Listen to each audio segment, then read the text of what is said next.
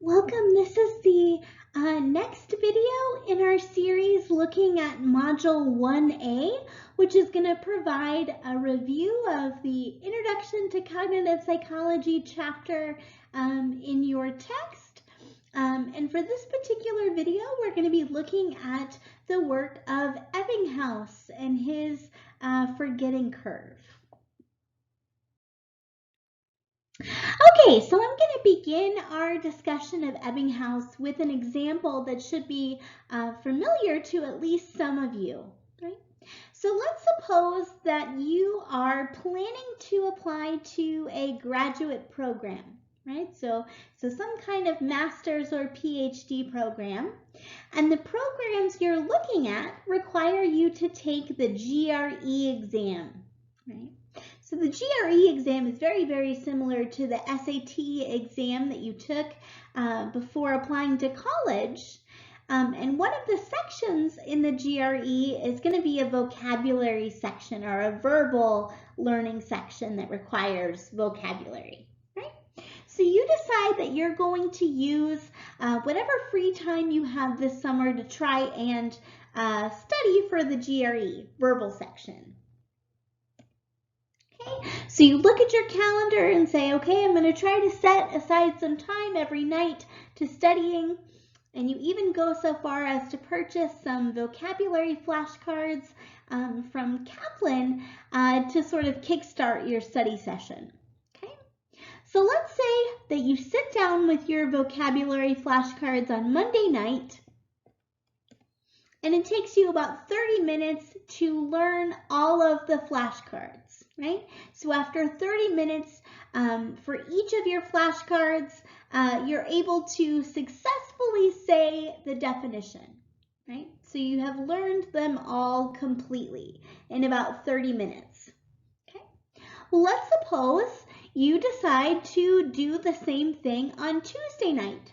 So you take the same pack of flashcards that you had before, and this time it only takes you 22 minutes to go through them and to be able to recite all of the definitions correctly, right? So what this shows, right, is that your prior learning episode or your prior study session, right, the study session you had on Monday night allowed you to effectively save 8 minutes, right? Or you basically learned the same stack of cards in 8 less minutes than it took you to learn it originally, right? So in a sense, that savings from the first study session to the second study session is an index, a quantifiable index of what you remember, right? But let's suppose that on Wednesday, your best friend is having her 21st birthday party, right? So you decide to skip studying on Wednesday. So you come back to your cards on Thursday. And this time it takes you about 27 minutes to learn the cards, right? So you still have some savings. You're still saving yourself about 3 minutes, right? But it's not quite as good as the savings that you had that first day with the 22-minute or the 8-minute savings, right? So why am I showing you this? Well, because this example is very, very similar to what Ebbinghaus showed in his studies, right? So who was Ebbinghaus? Well, 120 miles from Leipzig, there was a German psychologist, and by the way, Leipzig is significant because the University of Leipzig was where the first ever psychological research study was conducted by Wilhelm Wundt. So we'll talk about him in our next video on structuralism. But in any case, at the University of Berlin, German psychologist Hermann Ebbinghaus was using another approach to properly measure properties of the mind, Okay? So remember we talked about Francis Donders and how he used his reaction time experiments to make inferences about mental processes, in this case decision making. Well, Ebbinghaus was also looking at behavior as a means to make inferences about a mental process, but in this case he was inferring something about memory. Okay? So Ebbinghaus was interested in determining specifically how rapidly information is lost over time. So he wanted to plot a time course of forgetting. So in order to do this, Ebbinghaus first had to come up with his own set of materials, right? So a lot of times in contemporary experiments studying memory, we take things like ordinary word lists, right? So we have people study a list of words like book and chair and harpsichord and things like that. Or we might have them read passages from a textbook. But those aren't always the best measures of, are the best materials to use because they involve having a prior association with something, right? So if you have any experience with those particular words, right, then those are going to influence, that experience is going to influence what you remember. So Ebbinghaus wanted to create basically the purest materials or the purest measure of memory that he could. And so he decided to use what he called nonsense syllables. So these were basically 3-letter words that were basically non-words, but had the same phonetic properties of words, right? So for example, dax or lem, right?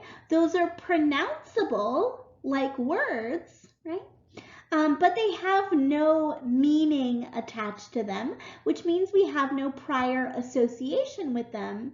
So it's basically the purest memory probe that he could get, right? Because there's no prior association. We have no prior learning or memory of this information.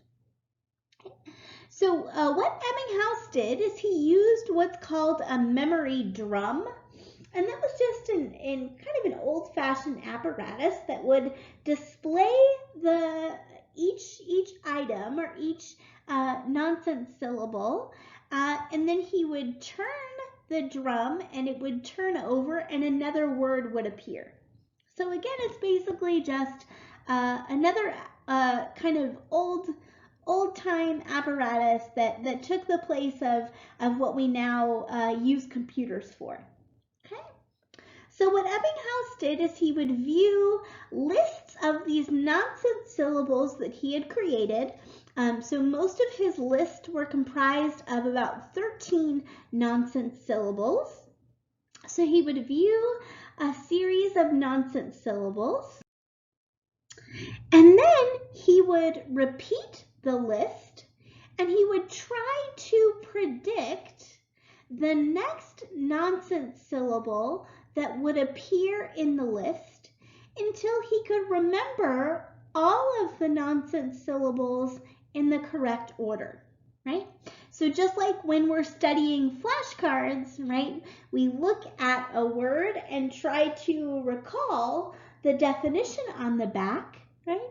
He would look at an existing nonsense syllable and try to remember which nonsense syllable came after it until he could recite them all from memory in the correct order. Okay, so he would do that until he could recite them all in the correct order. And what he did is he kept track of how long it took him, right? So how long did it take him to be able to learn that list of nonsense syllables and be able to recite them in the correct order? Okay. And then he would do the same exact thing after some kind of delay. So what did Ebbinghaus do with this information? Well, he basically did the same thing that I worked through with you guys in the first example. So he compared the time that it took him to first learn the list to the time it took him to relearn the list after a delay, and that gave him his savings score, right? So just like it took you guys in our example 30 minutes the first time you studied the flashcards, and 22 minutes the second time you studied the flashcards 24 hours later, right? Your savings in that case would be a savings of 8 minutes. And this savings score reflects the quantitative index or quantitative measure of what you remember, right? So that's what Ebbinghaus did using his nonsense syllables, right? So in this example, as shown by the blue bars, it took him 1,000 seconds to initially learn this list of nonsense syllables. And then he waited 19 minutes before attempting to relearn the list. And he was able to relearn the list in about 400 seconds, right? So his savings was about 600 seconds. But what he noticed is that as the delay or as the time between the first learning episode and the subsequent learning episode increased, his savings score decreased, right? So as the delay got longer, the savings got smaller, basically, right?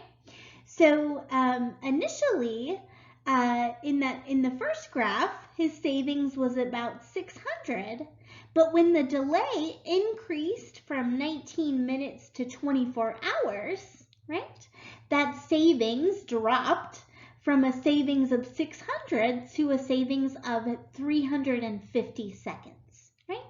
So just like you guys in the previous example, first you saved about 8 minutes, right?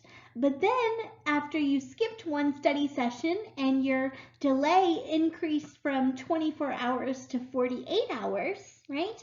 That savings decreased from 8 minutes to 3 minutes, right? Ebbinghaus saw the same thing, right? So as the delay increased, his savings decreased. But one of the interesting things that Ebbinghaus observed is that there was a rapid loss of savings initially, right? So initially, as the delay increased from 19 minutes to 24 hours, there was almost a 50% drop, right? A drop from 600 to 350, right? But as the delay moved from 1 day to 6 days, that loss slowed down considerably or leveled off, right? So it only jumps from 350 second savings at 1 day to 270 seconds at 6 days, right? So the general pattern, if we were to plot the time course of forgetting, is that initially there's a rapid decrease in savings as the delay increases, right? But eventually that decrease in savings levels off, okay? So again, what is significant about this? Well, it doesn't matter what materials you're learning, whether they're nonsense syllables, vocabulary words, what have you. Anytime you measure your savings as a function of delay, you're going to see that same pattern of first there's going to be a rapid decrease in savings and then it's going to level off. right? That's true of everyone, regardless of the materials that you use. And we could plot that time course for anyone. And that particular pattern is referred to as a forgetting curve. The other significant thing about this is Ebbinghaus's contribution in terms of cognitive psychology. So he joins Francis Donders in being one of the first people to effectively use a behavioral response as an index for a mental response, right? So he could look at the quantifiable index of savings, which is an observable measure of something unobservable, which is memory. Okay, so like Francis Donders looked at reaction time as a proxy for the internal cognitive process of decision making, Ebbinghaus looked at savings, which is a quantifiable index of memory. Okay, so we're using behavioral indices or measures to tell us something about mental processes. Okay, all right, so I'll see you guys in the next video. Feel free to contact me if you have questions.